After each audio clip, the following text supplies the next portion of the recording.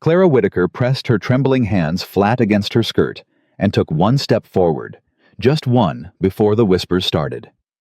Every candle in that ballroom felt like an eye watching her walk toward the most feared man in New York society. She had come with nothing but her father's name and a grief too heavy to hide. They had sent her to be destroyed. She knew it. She walked anyway. If this story moves you, subscribe and follow Clara until the very end. Drop your city in the comments. I want to see how far this story travels. The summer of 1815 arrived in New York City the way it always did, loud, perfumed, and merciless to anyone who didn't belong. Harrow House stood at the end of a wide avenue lined with elm trees, their leaves thick and dark green in the July heat. The estate was the grandest private residence in the city, and on the night of the summer assembly, every family of consequence had packed themselves inside its candlelit ballroom, wearing their finest clothes and their sharpest opinions. Clara Whitaker did not belong there. She knew it. Every woman in that room knew it. The only question was how long it would take before someone made sure she knew it loudly. She stood near the east wall beside a row of tall windows, holding a small glass of lemonade she hadn't touched. Her gown was ivory simple, clean, well-made, but not extravagant. It had been her mother's, once altered carefully by her Aunt Margaret's steady hands. It was the best she had. In a room full of silk and imported lace, it was also the least. She had arrived in New York 3 weeks earlier, traveling from Staunton, Virginia, after her father's death in April. Walter Whitaker had been a merchant and small landowner, not a wealthy man by New York standards, but an honest one. He had left Clara his name, his debts, and a set of legal documents she could not find anywhere in his study. Documents that, according to the family solicitor in Virginia, proved that Walter had held partial interest in a shipping venture out of New York Harbor, shares that should have transferred to Clara upon his death. Those shares had disappeared. Every inquiry Clara made had been met with polite confusion or outright silence. She had written 3 letters to the firm that managed the shipping accounts. None had been answered. Her Aunt Margaret, her father's older sister, had brought her to New York with a single piece of practical advice. "You will not find the truth sitting in a boarding house," Margaret had said, straightening Clara's collar before they left for Harrow House that evening. "The men who took what is yours move in rooms like that one. You have to be in the room, Clara. You have to be seen." Clara had nodded. She understood the logic. She had not expected that being seen would feel quite so much like standing in front of a loaded rifle. Across the ballroom, Evelyn Price moved through the crowd the way a woman moves when she has never once doubted her welcome anywhere. She was 24, golden-haired, and possessed of a beauty that society rewarded with the kind of uncritical admiration that made a person dangerous. Her father, Judge Silas Price, stood near the fireplace with a circle of powerful men, lawyers, merchants, a city alderman. He wore the same expression he always wore in public, dignified, generous, untouchable. Clara had heard the name Price before she ever set foot in New York. Her father had mentioned Judge Price in a letter written 2 months before he died, a letter Clara had read so many times she had memorized it without trying. "There is a matter with the Price account I intend to resolve personally," her father had written. "Do not concern yourself with it yet. I will write more when I know more." He had not written more. He had died of a fever 6 weeks later, and whatever he had known about Judge Price had died with him. Clara was still thinking about that letter when Evelyn Price appeared at her elbow. "Miss Whitaker?" Evelyn's voice was warm, practiced the kind of warmth that never quite reached the eyes. "I'm so glad you could come tonight. I heard you had arrived in the city. How brave of you to make the journey so soon after your loss." "Thank you," Clara said. "You're very kind. I hope you're finding your way around New York. It can be overwhelming for someone from a smaller place." Evelyn glanced around the room with the casual ease of a woman surveying her own property. "Have you met many people yet?" "A few," Clara said. "You should meet more." Evelyn turned back to her with a smile that held something underneath it, something calculated and quiet. "In fact, you see the gentleman near the center of the room, the tall one, dark coat standing alone." Clara looked. She saw him immediately, partly because he was tall, and partly because despite the crowd around him, there was a distinct circle of empty space near where he stood, as if the room itself had decided to give him room. "That is Nathaniel Harrow," Evelyn said. "This is his house, his family's estate. He is the wealthiest unmarried man in New York and the most difficult." "Difficult," Clara repeated. "Cold," Evelyn said pleasantly. "He has refused every woman who has approached him this season. Not rudely, that's not his way, but firmly. He simply looks at them as though they are not quite worth his time, and they feel it." She paused. "It has become something of a tradition, actually. Women try. He declines. The room watches." Clara said nothing. "The final dance of the evening is in 20 minutes. Evelyn continued. "It is customary for a woman to request it or to receive the request. No one has dared ask him directly in 2 seasons. She tilted her head. "You seem like a brave woman, Miss Whitaker. I wonder, have you the courage to try?" Clara understood then. She understood all of it in the space of a single breath. The way Evelyn had sought her out. The casual arrangement of the dare. The timing. 20 minutes before the final dance in a room full of people who already knew her name was not one of theirs. If she refused the dare, she was a coward. A woman who came to New York with nothing and proved she deserved nothing. If she tried, and Nathaniel Harrow refused her the way he had refused every other woman, she would become the evening's entertainment. The Virginia girl who didn't know better.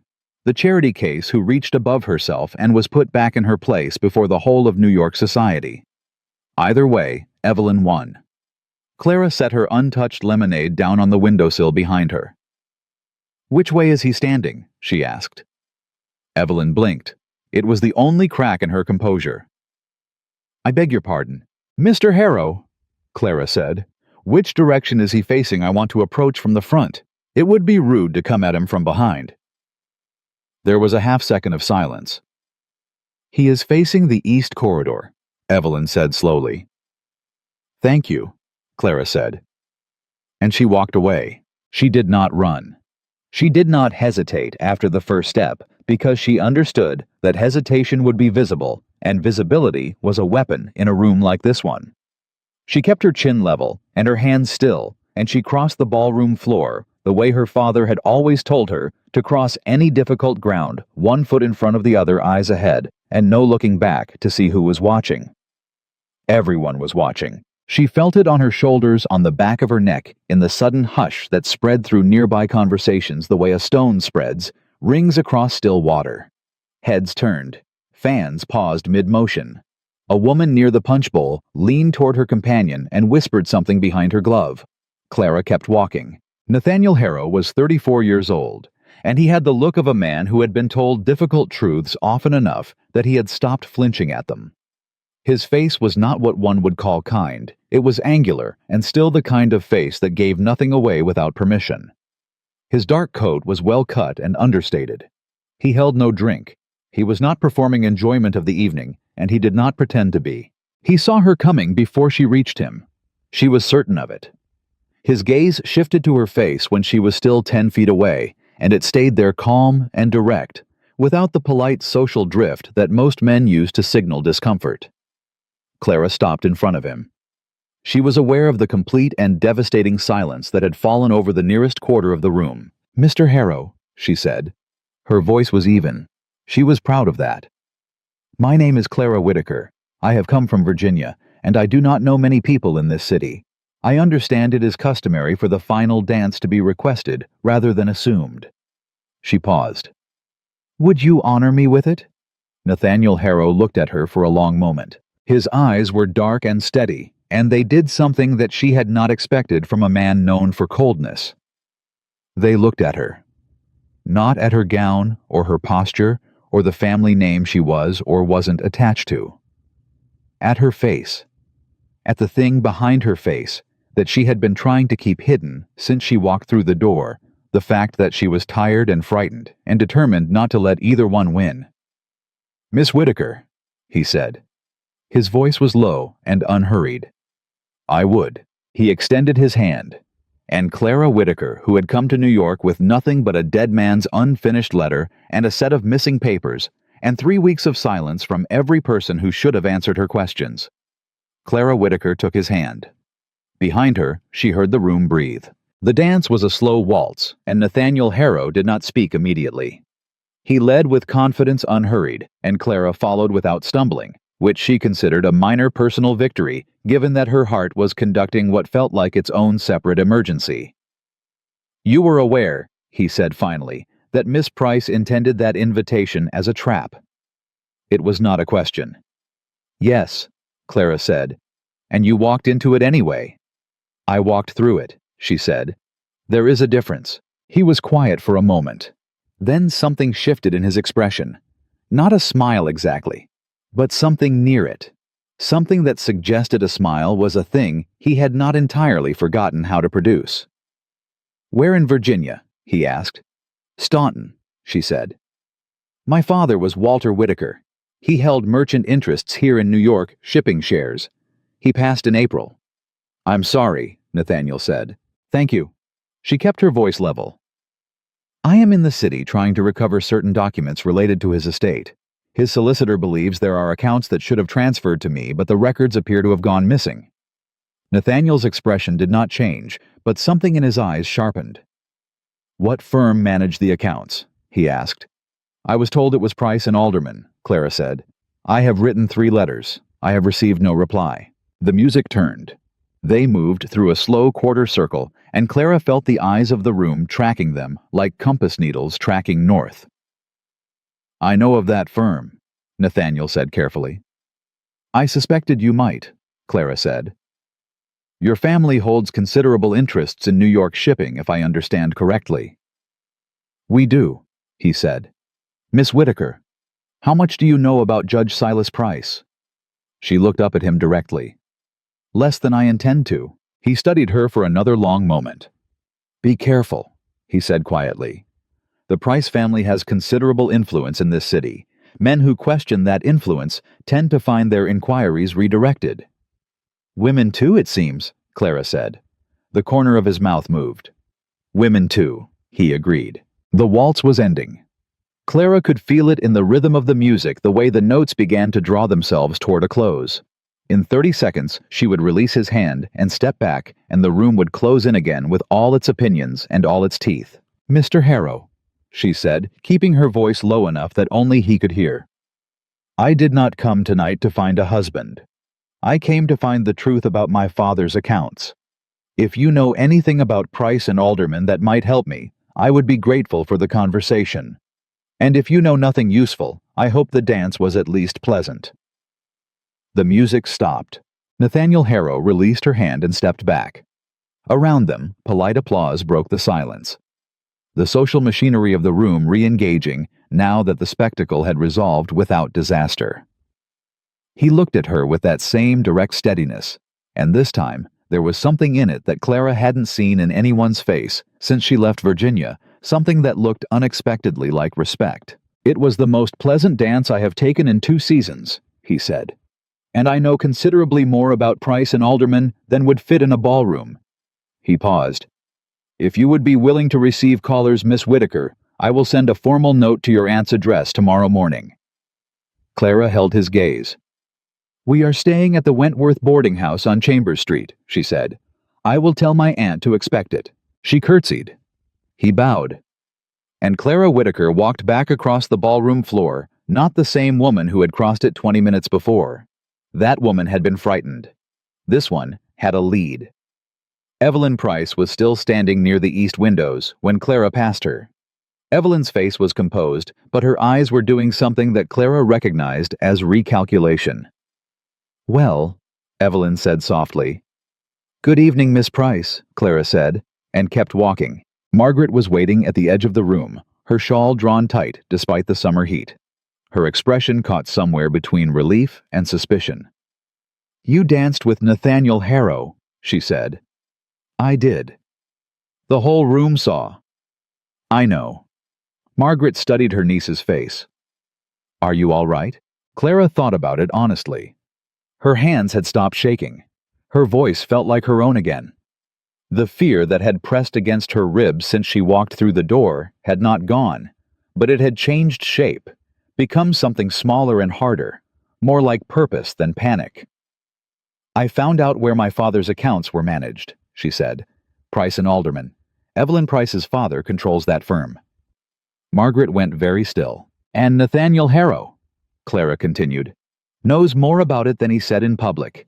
He is sending a note tomorrow." Her aunt was quiet for a long moment.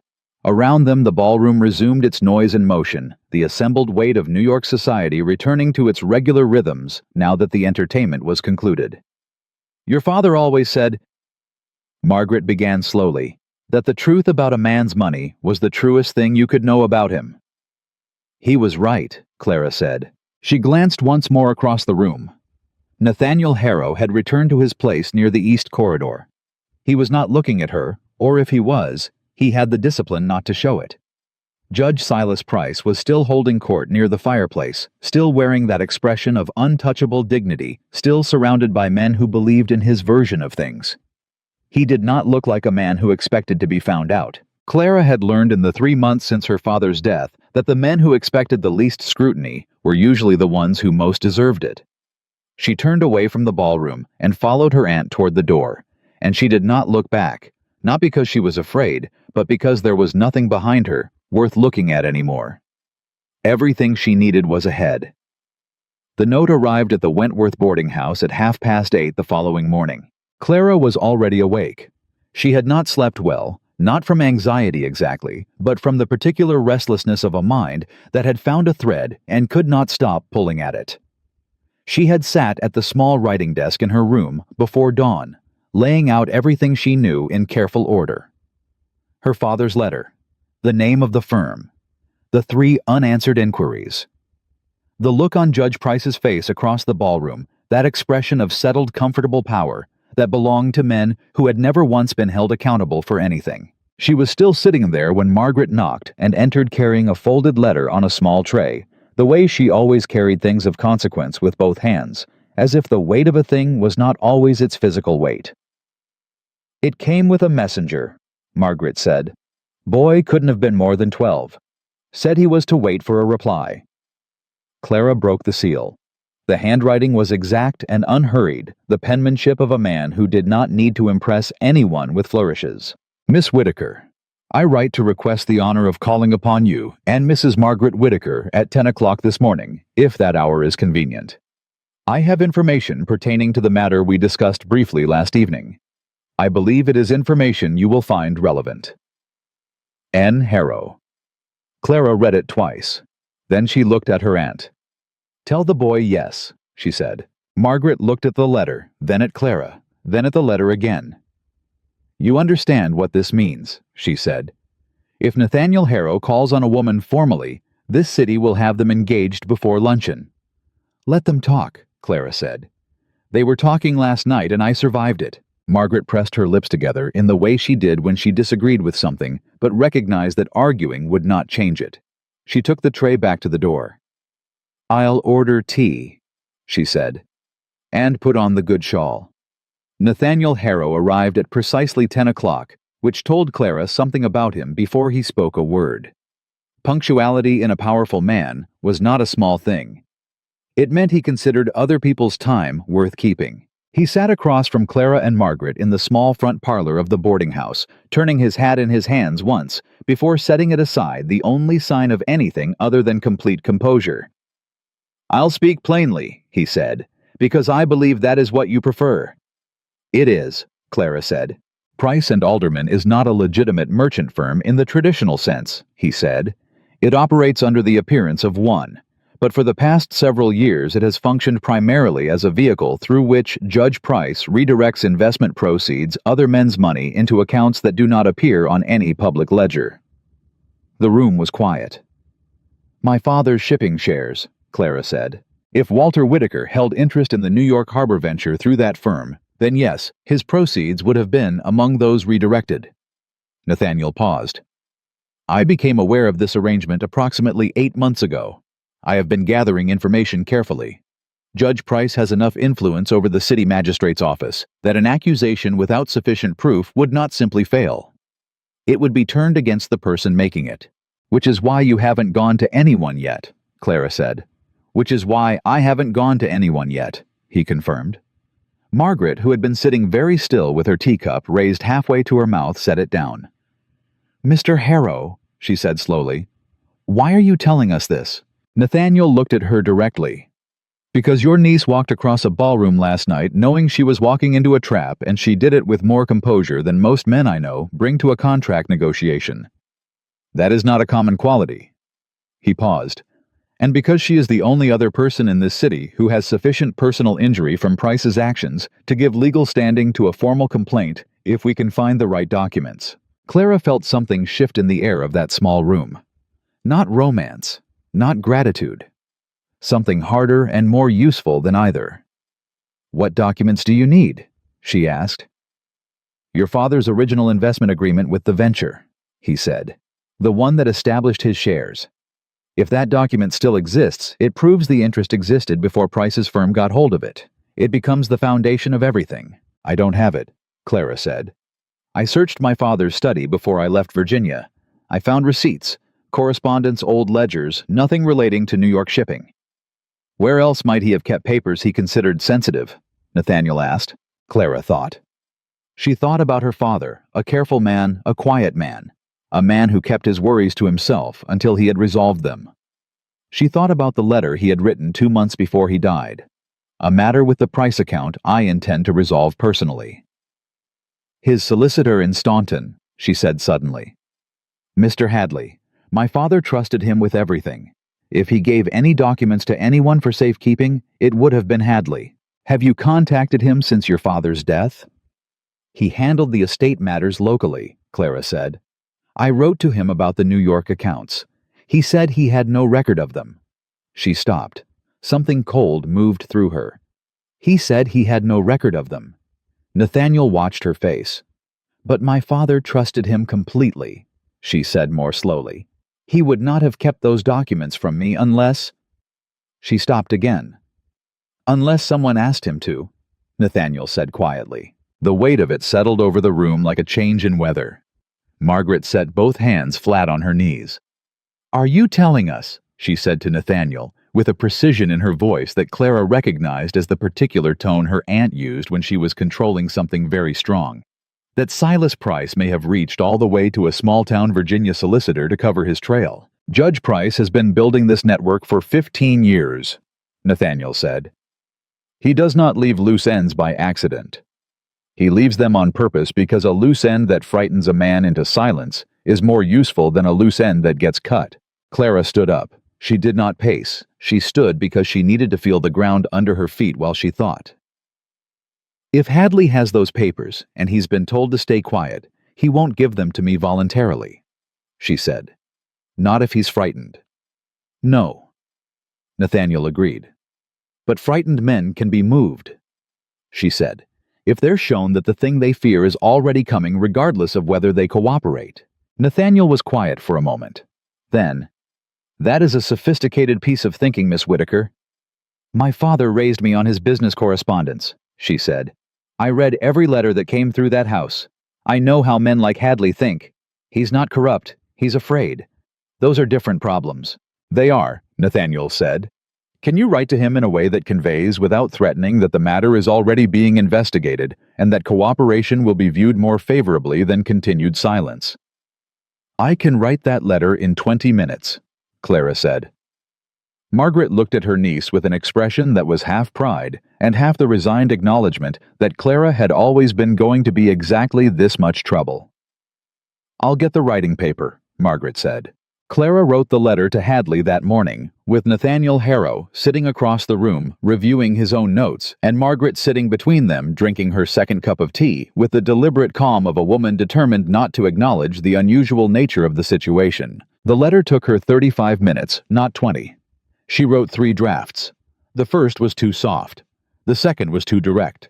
The third struck the register she needed, formal, measured, and carrying in its careful phrasing a quiet but unmistakable message.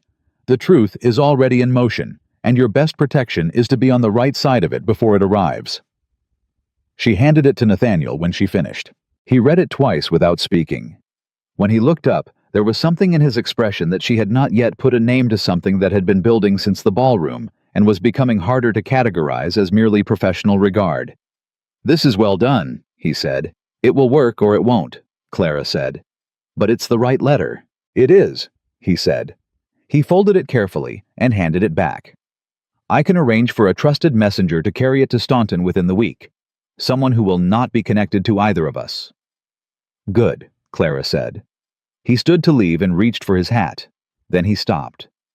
"Miss Whitaker," he said, and there was a different weight to the words now, something more deliberate. "I want to say something that is outside the practical matter." Clara waited. "Last night," he said. "I have attended that assembly every summer for 6 years. I have watched this city perform itself at my family's expense for longer than I find comfortable to admit." He paused. "Last night was the first time in a very long while that I watched someone do something genuinely brave in that room. Not politically brave, not strategically brave, actually brave." He looked at her directly. "I wanted you to know that I saw it." Clara held his gaze. "I wasn't sure anyone had," she said honestly. "I did," he said. Then he put his hat on, nodded to Margaret, and left. Margaret waited until his footsteps had cleared the front landing. Then she turned to Clara with an expression that combined deep affection with something very close to exasperation. "Clara Ann Whitaker," she said. "Don't," Clara said. "I'm simply noting—" "Margaret." Her aunt picked up her teacup. "I'm noting nothing," she said primly and drank. The days that followed were not quiet. Word had spread through New York society with the efficiency that only genuine gossip achieves. The story of the Virginia girl and the final dance at Harrow House moved through drawing rooms and morning calls and carefully worded letters delivered between households with a speed that Clara found both exhausting and instructive. She received 3 invitations the following week. 2 were genuine women who were curious about her and willing to extend cautious social warmth. One was from Evelyn Price. Clara read Evelyn's invitation twice, then showed it to Margaret. "She wants to take tea," Margaret said flatly. "She wants to take measure," Clara said. "She's trying to find out what Nathaniel said to me." "Don't go." "I'm going," Clara said. Margaret set down the invitation. "Why?" "Because refusing tells her I'm afraid of her," Clara said. "And because if I sit across from her for an hour, I will learn something useful. I always do." Evelyn Price's house was the second finest residence in the neighborhood, decorated with the particular determination of a family that was almost at the top and intended to get there. Evelyn received her in a front sitting room, tea already poured, her smile already arranged. "Miss Whitaker," she said, "I'm so pleased you came." "Miss Price," Clara said, and sat down. They observed the social forms for approximately 11 minutes. The polite questions about Virginia, the careful remarks about the heat, the observations about mutual acquaintances. Evelyn was skilled at it. Clara matched her. It was in its way a kind of fencing. Then Evelyn set down her cup and looked at Clara with something closer to honesty. "I owe you an apology," she said. Clara waited. "The dare last evening?" Evelyn said. "It was unkind. I put you in an unfair position, and I am sorry for it." Clara studied her face. The apology had the shape of sincerity, and not quite the substance of it, but there was something underneath it that was real, even if it was not remorse. Something that looked more like recalculation than contrition. "I accept your apology," Clara said carefully. Evelyn was quiet for a moment. Then, "He's never danced with anyone before, you know. In 6 years, not the final dance." "So, I was told," Clara said. "It surprised everyone." Evelyn turned her teacup slowly in her hands. "It surprised me." "I imagine it did," Clara said. Evelyn looked up. "What did you say to him?" There it was. The whole point of the invitation, the tea, the apology, all of it, a path to this single question. Clara smiled pleasantly. "We discussed Virginia," she said. "And the summer heat, the usual things." Evelyn held her gaze for a long moment. She was intelligent. Clara had not underestimated that, and she knew she was being managed. The question was whether she would push further or accept the deflection with grace. She accepted it, which told Clara something important. Evelyn Price, for all her social weaponry, was not entirely certain of her own position. "My father speaks very highly of Mr. Harrow," Evelyn said, moving to safer ground. "They have known each other for many years. My father has been hoping that a closer connection between the families might develop." "Is that so?" Clara said. He believes it would be advantageous, Evelyn said. For everyone. How generous of him, Clara said, to think of everyone. There was a beat of silence. Evelyn's expression shifted by a fraction, something tightened around her eyes. My father is a very thorough man, she said. He tends to ensure that arrangements go according to plan. I have no doubt, Clara said pleasantly. She stayed for exactly the appropriate amount of time, 30 minutes, not a minute less or more, and left with her posture straight and her face composed. She was halfway back to Chambers Street before she let herself think about what Evelyn had said. My father tends to ensure that arrangements go according to plan. It was not a threat. It was structured to sound like a simple description of character. But the placement of it directly after the mention of a marriage arrangement between the Harrow and Price families had been deliberate. Clara was certain of it. Judge Price had a plan. And whoever did not fit into that plan would be managed. She walked faster. When she reached the boarding house, a second letter was waiting. Not from Nathaniel this time. Not from anyone she recognized. The handwriting on the outside was plain and unpracticed. The seal a plain wax impression with no mark. She opened it, standing in the hallway. There were 8 words inside. Leave New York before you destroy yourself, Miss Whitaker. Miss? Clara read it 3 times. Then she folded it carefully, tucked it into her pocket, and went upstairs to find her aunt.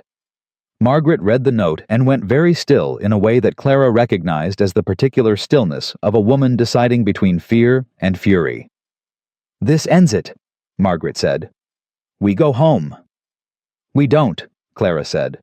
Clara, if they wanted us gone, they would have ignored us, Clara said.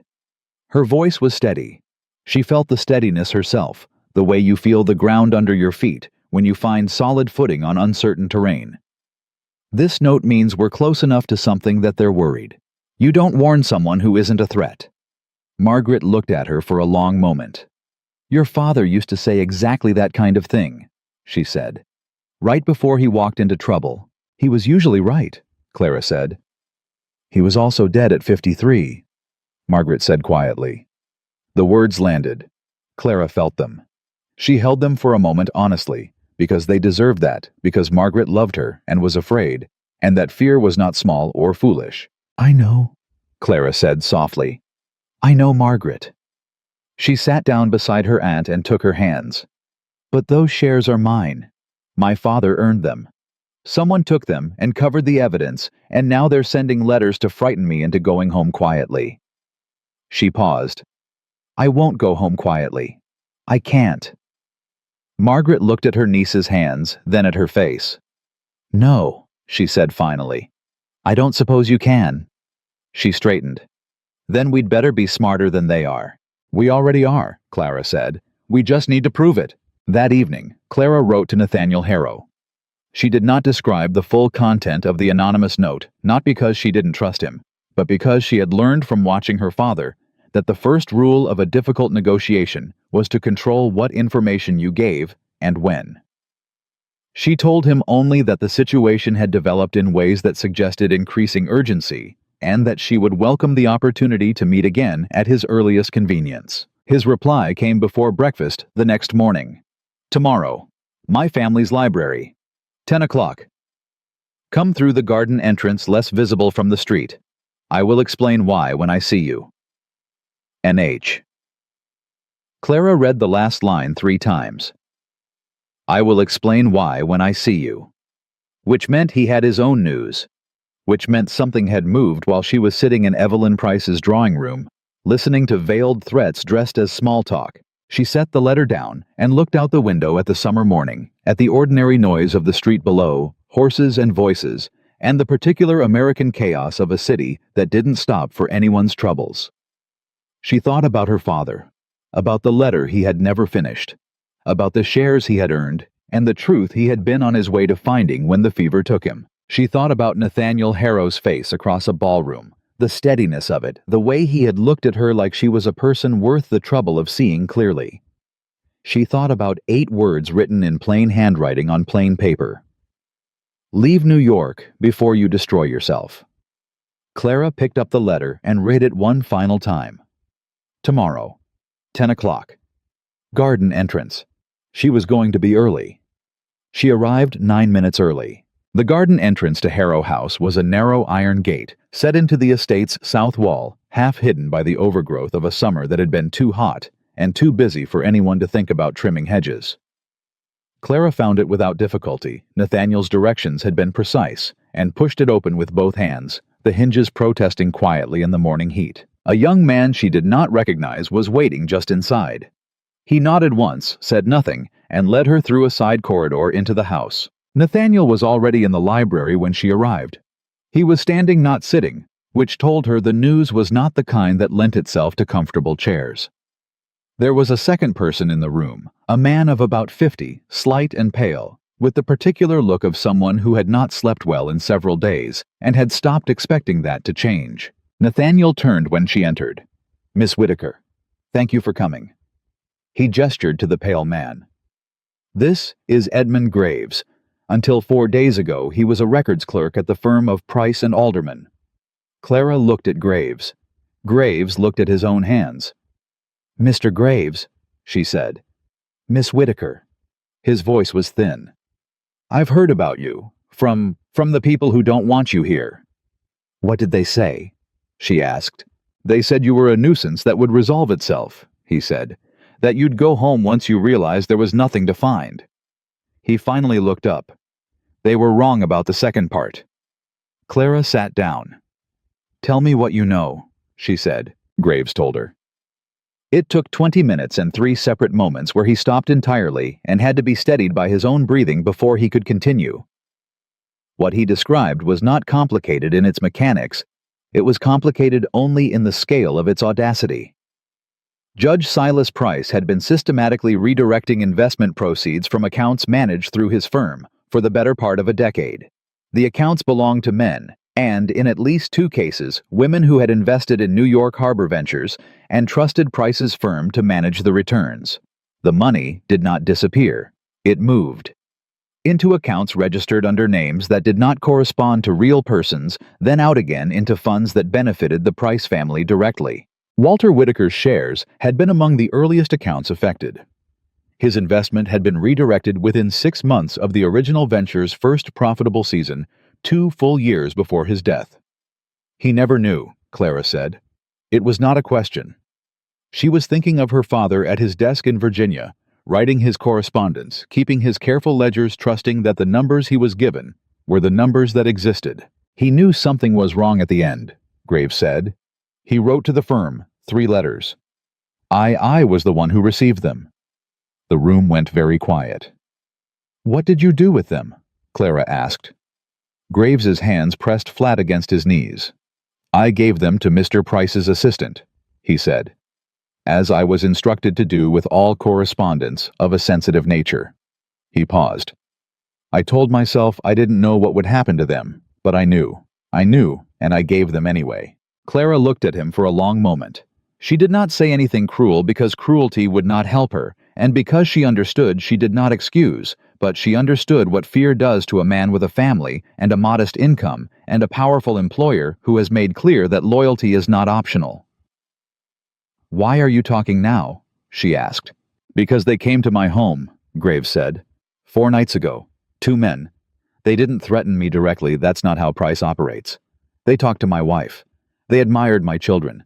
They made observations about how comfortable we were in our current neighborhood." His voice tightened. "My youngest is 7 years old." Nathaniel, who had been standing by the window through all of this, turned. "He came to me," he said to Clara. "I've been making careful inquiries for months, and Graves had heard my name through channels. He asked for a meeting." "I have documents," Graves said.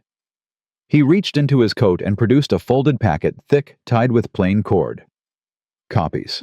I made them over 2 years, a few pages at a time.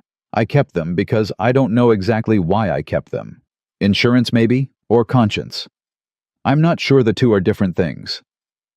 He held the packet out to Clara. She took it. She did not open it immediately. She held it in both hands and felt the weight of it, paper ink, the record of a wrong that had been done to her father and to others. And she held herself very still until she was certain she could open it without her hands shaking. She opened it. Nathaniel moved to stand beside her. Not over her shoulder, not in front of her, beside her, so that they looked at the pages together. The documents were meticulous. Ledger copies, account transfers, correspondence between Price and his associates that named accounts, amounts, dates.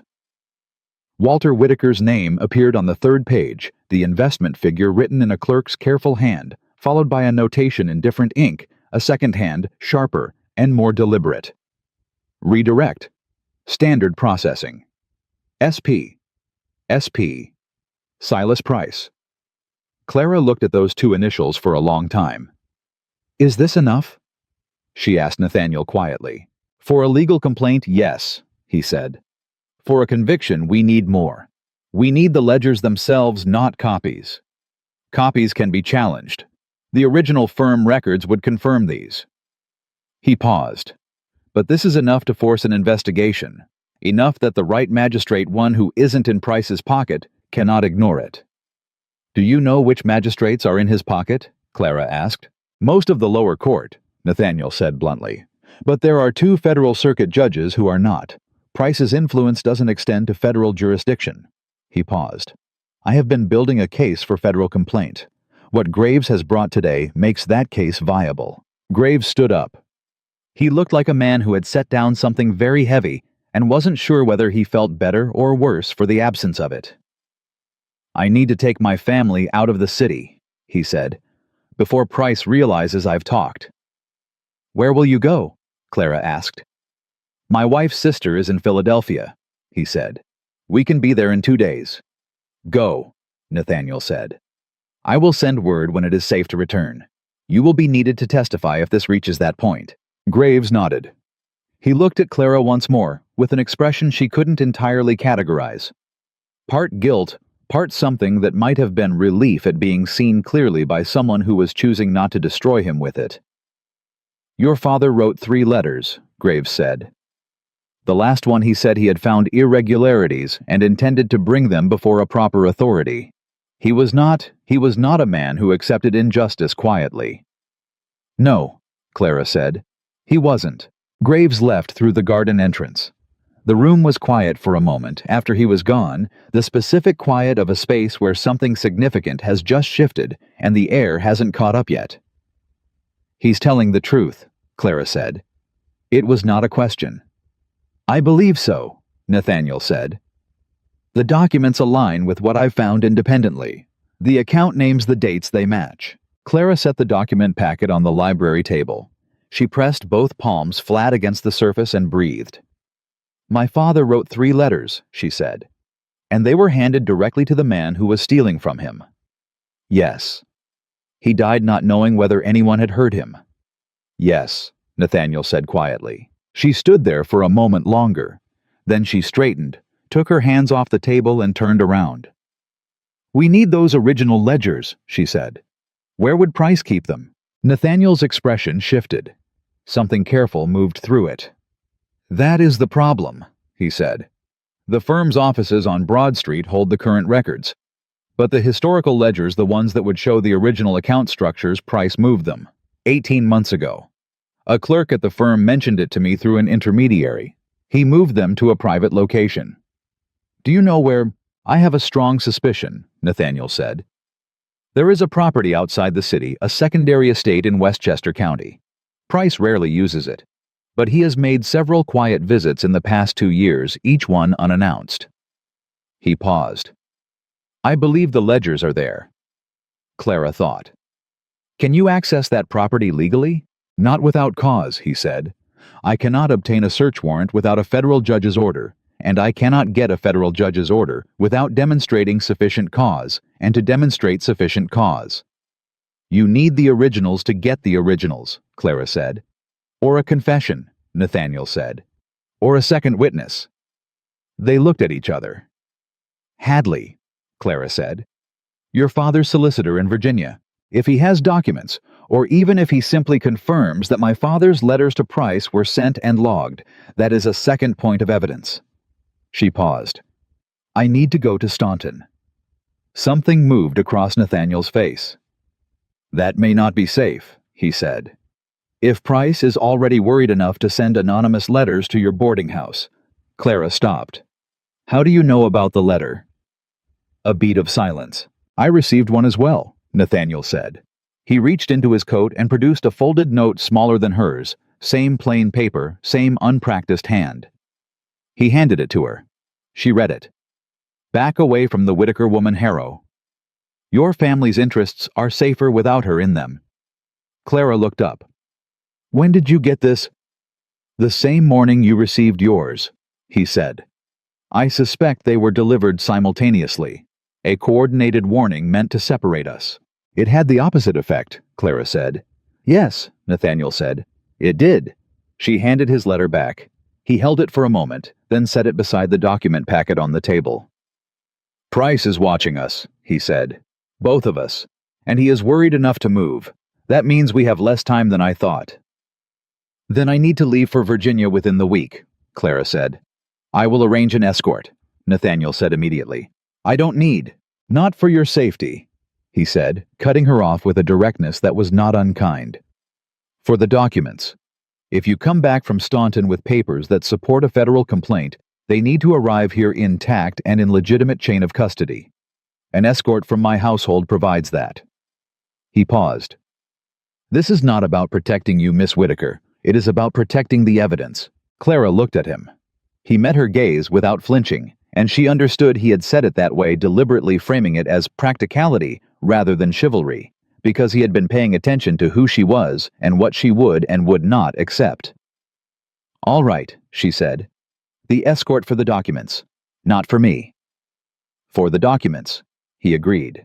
She picked up the packet from the table and tucked it carefully under her arm. I'll write to Hadley today. I won't tell him I'm coming. Price may be watching the mail. Agreed. Nathaniel walked with her toward the corridor. They were nearly at the door when he said, Miss Whitaker. He stopped. She stopped.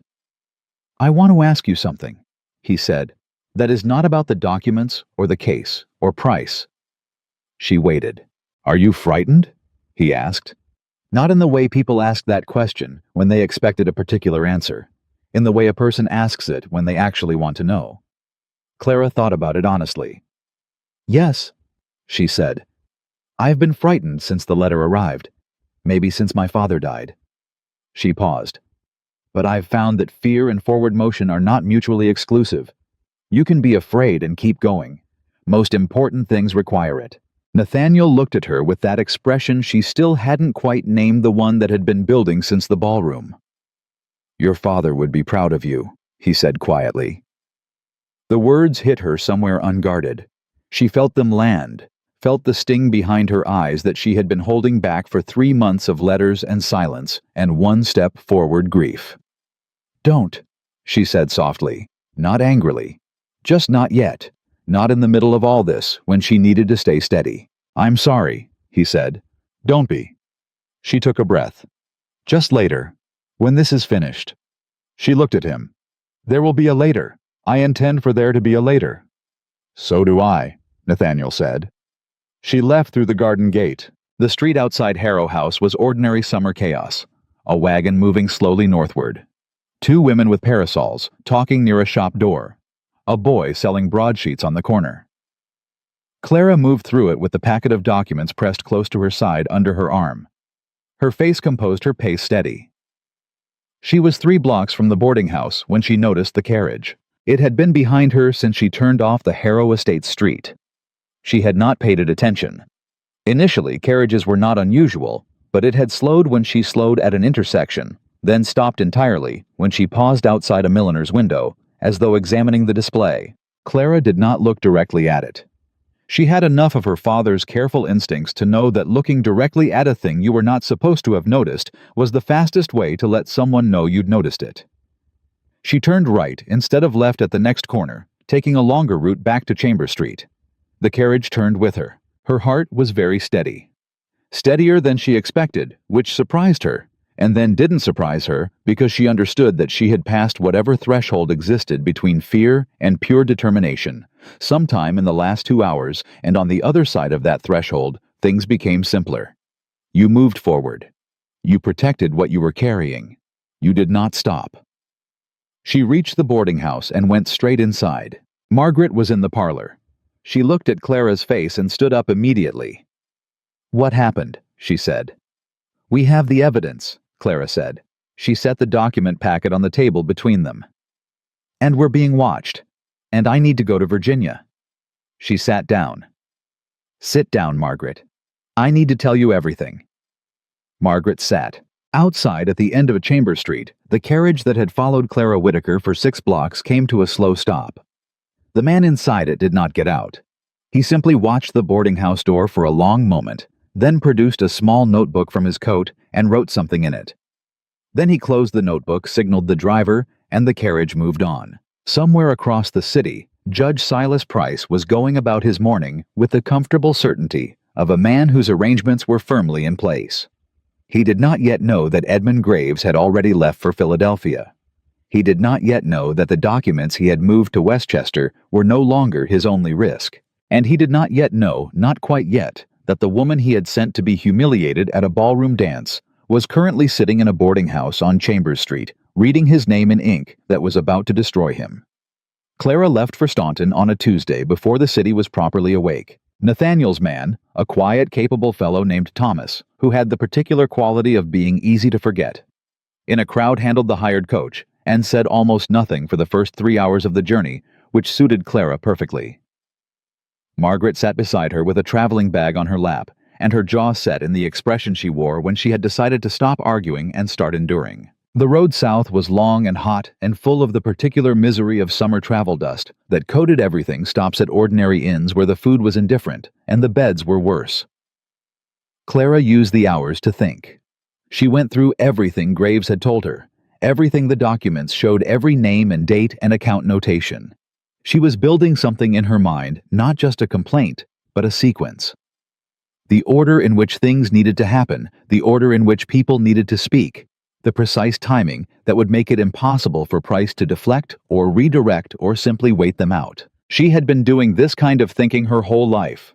Her father had called it her chess mind, the ability to see 4 moves ahead and work backward from the outcome she wanted to the actions she needed to take now.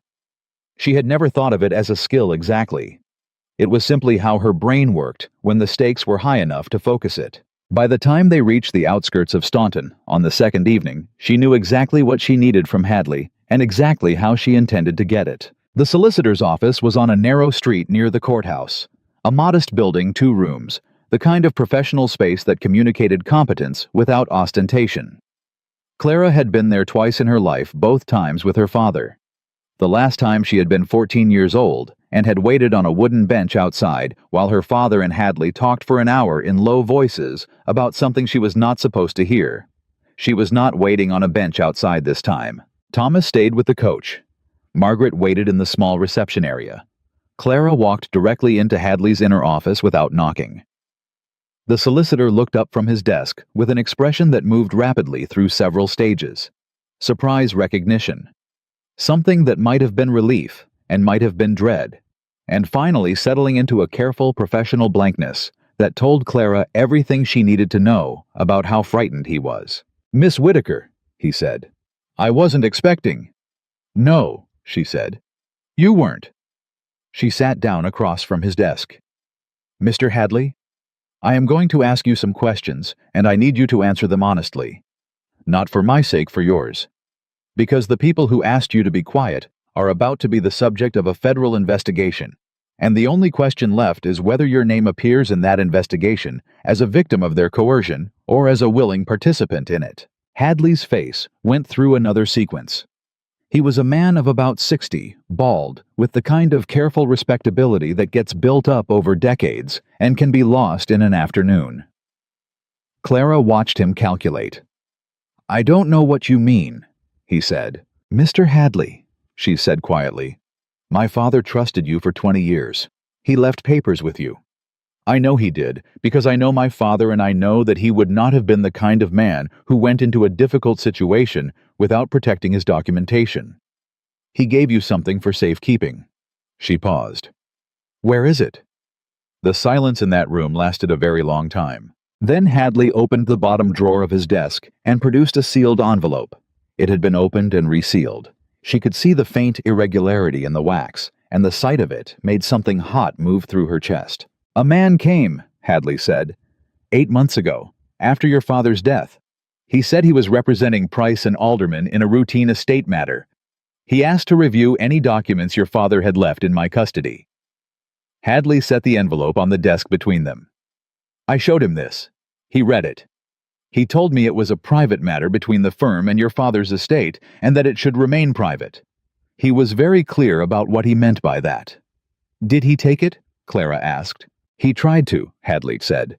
I told him it was my client's property, and that I could not release it without a proper legal order. He left without it. Hadley looked at the envelope, but he came back 2 weeks later with a letter from Judge Price himself. It was not a legal order. It was a letter, of the kind that does not need to say what it means to be perfectly well understood. And you kept the document anyway, Clara said. I kept it, Hadley said, and I stayed quiet about it. And I have not slept well in 8 months. He looked at her directly. I am sorry, Miss Whitaker. I was afraid. That is not an excuse. It is simply the truth. Clara picked up the envelope. She broke the resealed wax and opened it. Inside was a single folded document, her father's original investment agreement with the New York Harbor venture. His signature at the bottom, the venture's seal, the share amounts, the date. Complete, legitimate, exactly what she needed. And below the agreement, in her father's own handwriting, 3 pages of careful notes. Dates on which his expected proceeds had not arrived. Letters he had written. The name Price and Alderman circled twice with a notation beside it. Something is wrong here. Must pursue. Clara read every word. Her throat was tight. She did not let it be anything other than tight. I need your testimony, she said when she finished. Written and signed. That you received this document from my father, that a representative of Price attempted to obtain it under pressure, and that you kept it at personal risk. If I sign that, Hadley said, Price will know immediately. Price is already going to know, Clara said. The question is not whether this reaches him. It will. The question is whether it reaches the Federal Circuit Court first. She looked at him. Will you sign? Another long silence. Your father, Hadley said slowly, used to say that the law was only as honest as the men who administered it. He reached for his pen. I would like for once to be one of the honest ones. He signed. Clara witnessed it. Margaret, brought in for the purpose, witnessed it also. They left Staunton the following morning. The return journey north felt different. The documents were inside a locked traveling case that Thomas kept within arm's reach at all times. Clara sat across from it and felt the weight of what it represented, not just her father's money, not just her inheritance, but the particular moral weight of a truth that had been buried and was now finally being carried back into the light. They were one day north of Staunton, stopped at an ordinary roadside inn for the night, when Thomas knocked on her door at 9:30 in the evening. Miss Whitaker. His voice was low. There are 2 men at the inn. They arrived an hour after us. They haven't eaten. They haven't asked for rooms. They're sitting in the common room watching the stairs. Clara was already dressed. She had not been planning to sleep easily anyway. Price? She said. I can't say for certain, Thomas said. But they don't look like travelers. Clara thought fast. The case, she said. Move it. Not to my room, they'll search my room first. Can you get it to the innkeeper's storage? I know the innkeeper slightly, Thomas said. He's a decent man. Do it, Clara said. Now.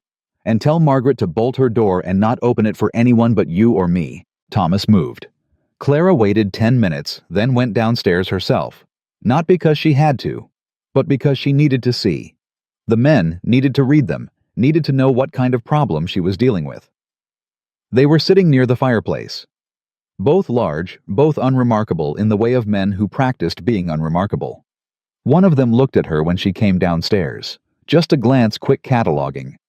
The kind of glance that told her he already knew who she was. She walked to the innkeeper's counter, asked calmly for a pot of tea to be sent to her room, and went back upstairs. She did not sleep. She sat in the chair beside her door with her father's letter in her lap, and listened to the inn settle into its night noises, and she thought about chess, and about the 4 moves she needed to make before those men made theirs. By morning, the 2 men were gone. Clara did not know why, whether they had confirmed what they came to confirm and reported back, or whether Thomas had arranged something she hadn't asked about and didn't need to know. Either way, the case was intact, the documents were safe, and they were back on the road north by sunrise. She wrote to Nathaniel from the road a short note passed to a northbound postal rider at a crossroads stop. "We have what we need. Coming home. Be ready." They reached New York 4 days after leaving Staunton. Nathaniel met them personally at the boarding house on Chambers Street, which was not the behavior of a man maintaining careful social distance. Margaret noticed. Clara noticed that Margaret noticed. Neither of them said anything about it. "Show me," Nathaniel said. Clara opened the case on the parlor table and laid out everything: the original investment agreement, her father's notes, Hadley's signed testimony, and the packet of copies Graves had provided before leaving for Philadelphia. She arranged them in chronological order, the way her father would have arranged them, and then she stepped back. Nathaniel went through every page. He read slowly, which she appreciated. He was not performing thoroughness, he was actually thorough. It took 40 minutes. When he finished, he looked up. "This is enough," he said. "This is more than enough." "For the federal complaint?" Clara asked. "For the federal complaint, for the investigation, and for the civil claim on your inheritance." He paused. "There is one more thing we need to discuss." Clara waited. "I have learned something while you were in Virginia," he said.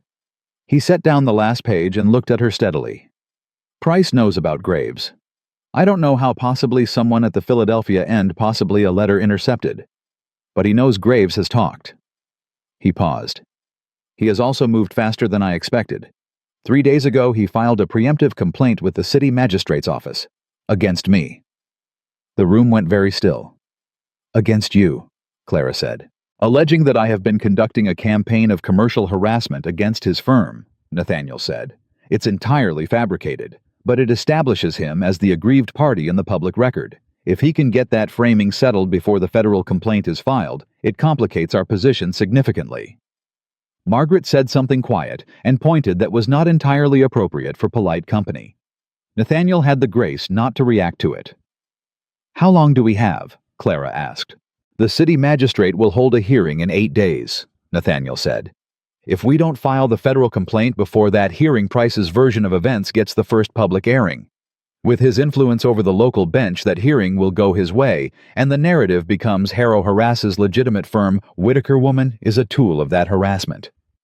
8 days, Clara said. 7 realistically, Nathaniel said. "The federal circuit judge, I trust Judge Amos Whitfield, is in session in Albany until Thursday. He returns Friday. I need to be in his chambers Friday afternoon with everything we have." Clara looked at the documents on the table. 7 days. The investment agreement, Hadley's testimony. Graves's copy. She had spent weeks building this.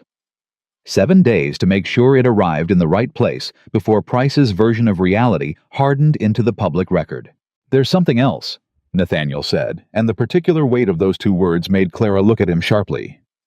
"Price has been in contact with his daughter. I have reason to believe Evelyn knows more than she's shown. A friend in the Price household, a woman I trust, told me that Evelyn and her father had a significant argument 3 days ago. She heard your name mentioned."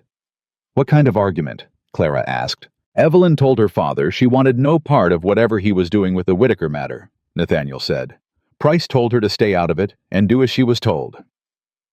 Clara was quiet for a moment. She thought about Evelyn in her sitting room, turning her teacup in her hands, the moment of something almost like honesty underneath the performance. "My father tends to ensure that arrangements go according to plan." "She's not like him," Clara said slowly. "No," Nathaniel said. "I don't believe she is." "Could she help us?" Nathaniel considered it. "She knows her father's household, his correspondence, possibly his movements to the Westchester property." He paused. "But approaching her is a significant risk. If she tells her father—" "She won't," Clara said. She was not entirely certain of this, but she was certain enough. "She is afraid of him, not loyal to him, afraid. Those are different problems with different solutions." She looked at Nathaniel. "Let me talk to her." "Clara," Margaret said from her corner of the room, in the tone that meant she was about to say something Clara wouldn't want to hear. "I know," Clara said. "It's a risk." "It's more than a risk," Margaret said. "If Evelyn tells Price that you approached her, that you know about Graves, about the Westchester property." "Then we accelerate everything," Clara said. "We don't wait for Friday. We find Judge Whitfield wherever he is, and we go to him now." She looked at Nathaniel. "Can you reach him before Friday if necessary?" "By urgent messenger, yes," Nathaniel said. "It would be irregular, but yes." "Then here is what we do," Clara said. She sat down, pulled a clean sheet of paper toward her, and picked up the pen that was lying on the writing desk. "I write to Evelyn. Not about the documents, not yet. I invite her to walk with me tomorrow morning in the park. Publicly, socially, nothing remarkable about it. If she comes, she's willing to talk. If she doesn't come, we know where she stands, and we move without her." She began to write. "And if she comes," Nathaniel said carefully, "and she gives you something useful, something that confirms the Westchester location or gives us access to an original ledger." "Then we have everything," Clara said, without looking up from the letter. "And Price doesn't get to file his version of history first." She finished the note in 4 minutes, folded it, held it out. Nathaniel took it and looked at it for a moment before passing it to Thomas, who had appeared at the parlor door with the quiet reliability that Clara had come to appreciate greatly. "Deliver it before evening," Nathaniel said. Thomas left. The room was quiet. Outside, the summer afternoon was going about its ordinary business noise and heat and the particular urgency of a city that moved constantly and waited for no one. Clara looked at the document still spread across the parlor table, her father's handwriting on the notes. Something is wrong here. Must pursue. He had been right. He had been entirely right, and he had not lived to see it proven. She was going to prove it for him. 7 days, she said aloud, not quite to anyone. 6.5, Nathaniel said quietly. "But I've found that half-days matter more than people account for." Clara looked at him. That expression again, the one she had been not naming since the ballroom. She understood now what it was. It was the look of a man who had been alone with his own judgment for a very long time, and had just discovered with something between relief and terror that there was someone whose judgment he trusted as much as his own. She understood it because she felt it too. "Then we won't waste them," she said. Evelyn came. Clara had not been entirely certain she would. She had written the invitation with care, warm, but not desperate, social on its surface, carrying nothing beneath it that could be used against her if Evelyn chose to hand it to her father. She had spent an hour on 4 sentences, which was the most difficult kind of writing there was. But Evelyn came. She arrived at the park on time alone without a maid or a companion, which told Clara everything about the nature of this meeting before a single word was exchanged. A woman who brings witnesses is a woman performing a social call. A woman who comes alone is a woman who has something private to say. They walked for several minutes without speaking about anything that mattered: the heat, the state of the elms, the upcoming autumn assembly season. Clara let Evelyn find her own way to it. Pushing would close her. Patience would open her. It was Evelyn who broke first. "My father knows you went to Virginia," she said quietly. "I expected he would," Clara said. "He knows you brought something back." "Does he know what—" Evelyn was quiet for 3 steps. "He suspects. He isn't certain." She kept her eyes forward. "He had men watching the road south. They reported back that you returned with a locked case." She paused. "He told me last night that the Whitaker matter was nearly resolved, and that I should not concern myself with it." "What did you say?" Clara asked. "I said of course," Evelyn said. Her voice was flat and careful. "That is what I always say." Clara looked at her profile, the perfect posture, the controlled expression, the face of a woman who had spent 24 years performing calm for an audience of 1. "How long have you known?" Clara asked. "About what he does?" Evelyn did not answer immediately. When she did, her voice was very quiet. "I have known that something was wrong for 4 years.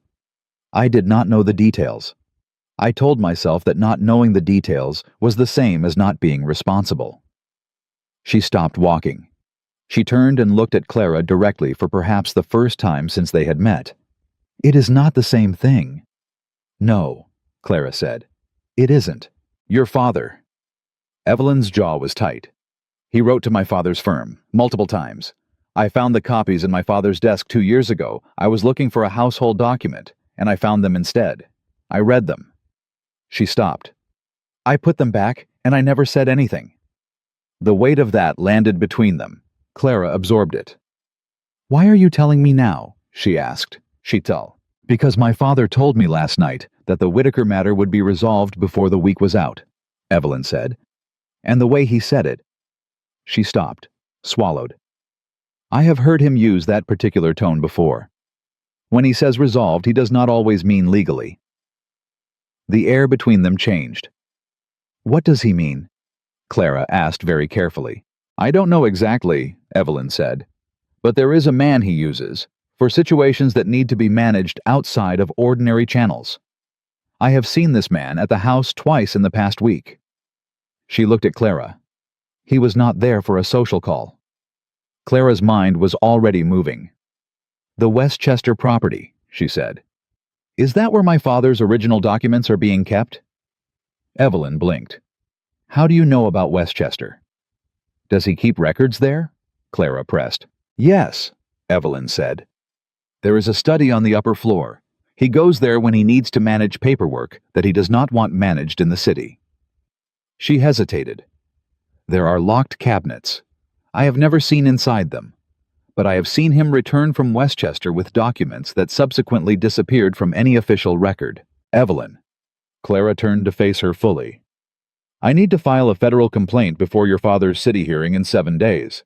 I have copies and testimony, but original ledgers from that property would make the case unassailable. Without them, Price can argue the copies were fabricated." She paused.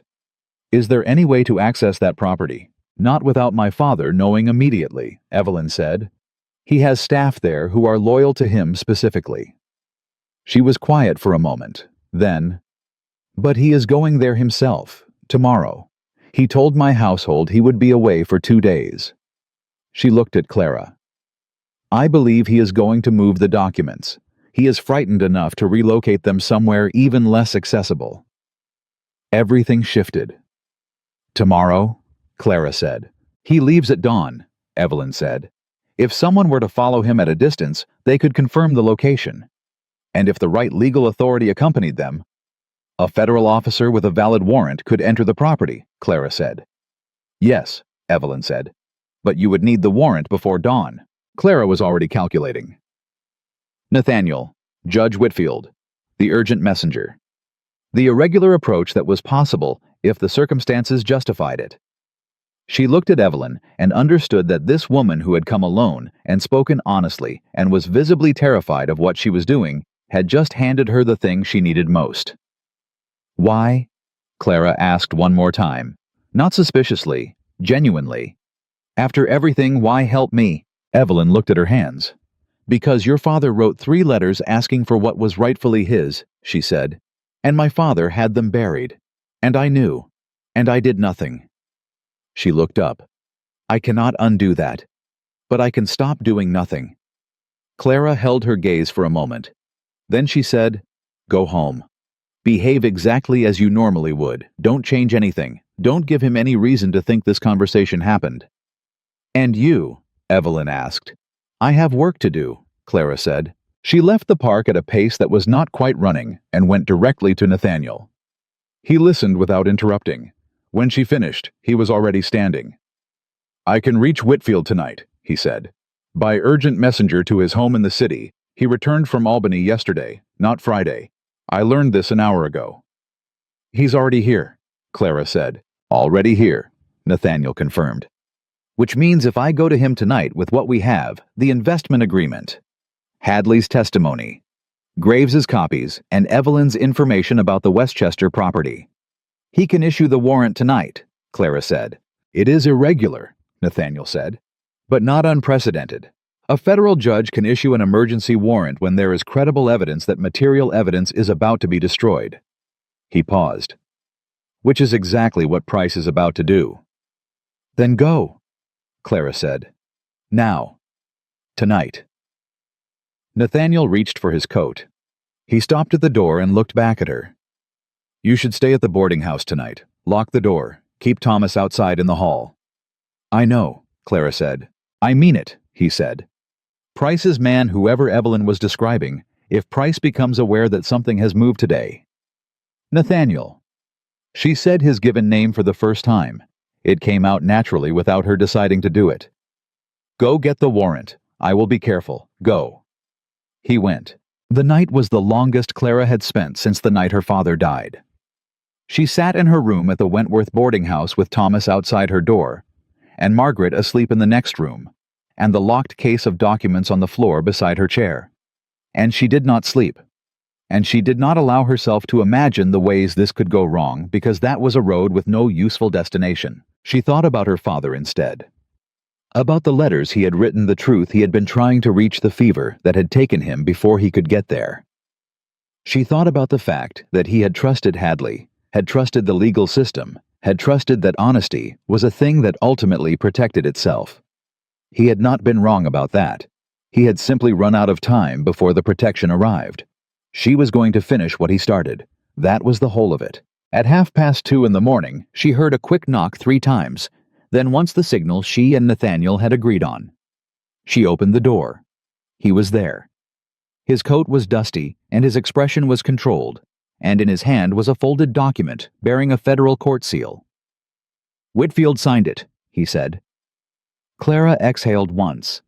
A single breath that carried 3 months of held tension. "A federal marshal will meet us at the Westchester Road at 5 o'clock, Nathaniel said. "We need to leave within the hour." "I'm already dressed," Clara said. They reached the Westchester property behind Price's carriage, close enough to confirm his arrival, far enough that his driver didn't see them. The federal marshal, a quiet, deliberate man named Holt, who carried his authority the way certain men carried it, simply and without announcement, had 2 deputies with him. They waited until Price had been inside the property for 20 minutes, long enough that he would have gone directly to the study. Long enough that if he was there to move documents, he would be in the act of it. Marshal Holt presented the warrant at the door. The staff resisted for approximately 4 minutes, the particular resistance of men who were loyal but not foolish enough to obstruct a federal officer with legal paperwork. They stepped aside. Clara and Nathaniel followed Marshal Holt up the stairs. The study door was closed. Holt knocked once, announced his office and the warrant, and opened it. Judge Silas Price was standing at an open cabinet with a stack of leather-bound ledgers in his arms. He looked at Holt. He looked at the warrant. He looked at Nathaniel. And then, last as if saving it, he looked at Clara. She had imagined this moment many times during the long weeks of building toward it. She had imagined feeling triumph or anger or the particular satisfaction of a wrong being corrected. What she actually felt was quieter and more complete than any of those things. She felt her father standing behind her, not literally, not in any way she would have tried to explain to someone else, but present in the way that people we have loved and lost are sometimes present when we do the thing they were trying to do. "Put the ledgers down, Judge Price," Marshal Holt said. Price put them down. His face had gone the color of old paper. The dignity that he wore in public, that untouchable, settled dignity of a man who had never once been held accountable, cracked open in that moment, like ice at the end of winter. Underneath it was something much smaller and more ordinary, a frightened man who had believed his own invincibility for too long. "This is a misunderstanding," he said. "No, sir," Holt said. "It isn't." They took the ledgers. They took every document in the cabinet. They took the correspondence file that Price had apparently been intending to destroy that morning, a thick folder that, as Clara learned later, contained letters between Price and 3 of his associates that detailed the redirection scheme in terms so explicit that his own attorney reportedly refused to read them twice. Price was not arrested that morning. The law moved more slowly than justice, which Clara had always known was the law's most significant failing. But the federal complaint was filed before noon. The ledgers were in federal custody, and the city magistrate's hearing, the one Price had arranged to establish himself as the aggrieved party, was postponed indefinitely at the request of the Federal Circuit Court. Postponed indefinitely was, in the language of the law, the sound of a door closing. The weeks that followed were not simple. They were not a sudden resolution. They were the hard, grinding work of truth being established through proper channels, which required patience and documentation, and the willingness to sit in rooms that smelled of legal paper and answer the same questions in precise language until the record was clear. Clara did all of it. Hadley came to New York and gave his testimony before the federal magistrate with the posture of a man who had finally decided to live with himself properly. Graves returned from Philadelphia and did the same. The ledgers confirmed every figure in the copies Graves had made. Walter Whitaker's shares were identified, their redirected proceeds calculated, and the legal claim on Clara's inheritance established beyond any practical challenge. Price's attorney attempted 3 separate motions to have the complaint dismissed. Each one failed. Price himself went very quiet, the silence of a man whose machinery had stopped and who did not yet know how to exist without it. Evelyn left her father's house 6 weeks after the Westchester morning. She moved into modest rooms across the city with a friend from childhood and sent Clara a short letter that said, "Only, I hope this finds you well. I am finding out who I am without him telling me. It is harder than I expected and better than I feared. E." Clara wrote back. She did not know if they would ever be friends exactly. There was too much complicated history between them for simple friendship. But she thought they might become something more durable than enemies.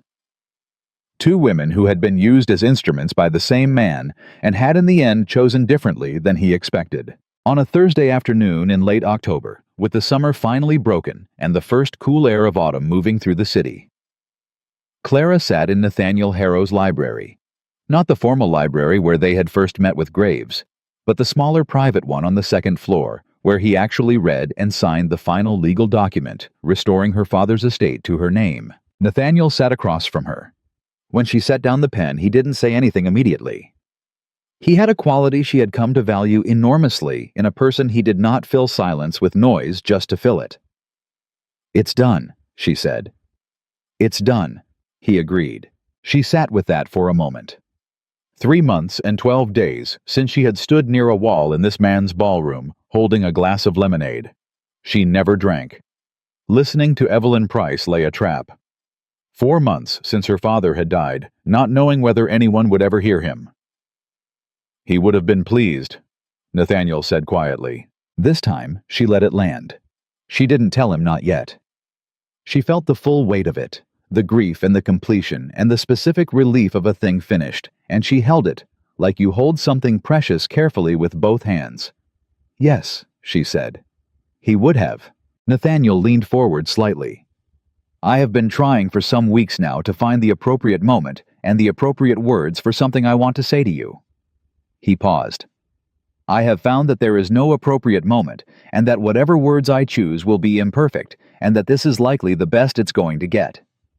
Clara looked at him. "I am not a man who says things he does not mean," he said. "So I want to be precise. What I feel for you is not gratitude, and it is not admiration, though it contains both of those things. It is recognition. The particular thing that happens when you encounter a person whose character is so clear that you stop wondering who they are. I have not wondered who you are since the night you crossed my ballroom floor." He stopped. "I would like if you are willing to stop wondering who we might be to each other." Clara was quiet for a moment, not from uncertainty, from the desire to give the answer the weight it deserved. "I came to New York," she said, "to find a truth about my father's money. I did not come to find anything else." She paused. "But I have found that the things worth keeping are rarely the things you came looking for." She held his gaze. "I am willing." He did not reach for her hand across the desk. He stood up, walked around it, and offered his hand, the way he had offered it once before, directly without theater, the way a man offers something he means. She took it. Outside the city made its ordinary noise. Somewhere across town, the legal machinery continued its slow, necessary grind toward accountability. Somewhere in Philadelphia, Edmund Graves was putting his children to bed in a house where no one had made quiet observations about the neighborhood in 6 weeks. Somewhere in modest rooms across the city, Evelyn Price was finding out who she was without her father's voice telling her. And in the private library of Harrow House on a Thursday afternoon in October 1815, Clara Whitaker understood something her father had tried to teach her, and that she had only now learned completely that dignity was not a thing society gave you. It was a thing you carried into every room, every storm, every trap that was laid for you, and refused to set down regardless of who was watching. She had carried it across a ballroom floor with her hands shaking and her chin level. She had carried it through anonymous letters and carriage shadows and a frightened solicitor's office and a Westchester study where a powerful man finally ran out of road. She had carried it all the way through, and it had brought her here, Not rescued, not swept up, not grateful for someone else's strength, but here standing on ground she had earned with her own courage, her own patience, and her own truth, holding the hand of a man who had been wise enough to stand beside her rather than in front of her in a city that had tried to send her home, ashamed, and had failed completely. Clara Whitaker had come to New York to recover what was taken from her father. She had recovered it, every last piece of it, and she had never once asked anyone's permission to exist.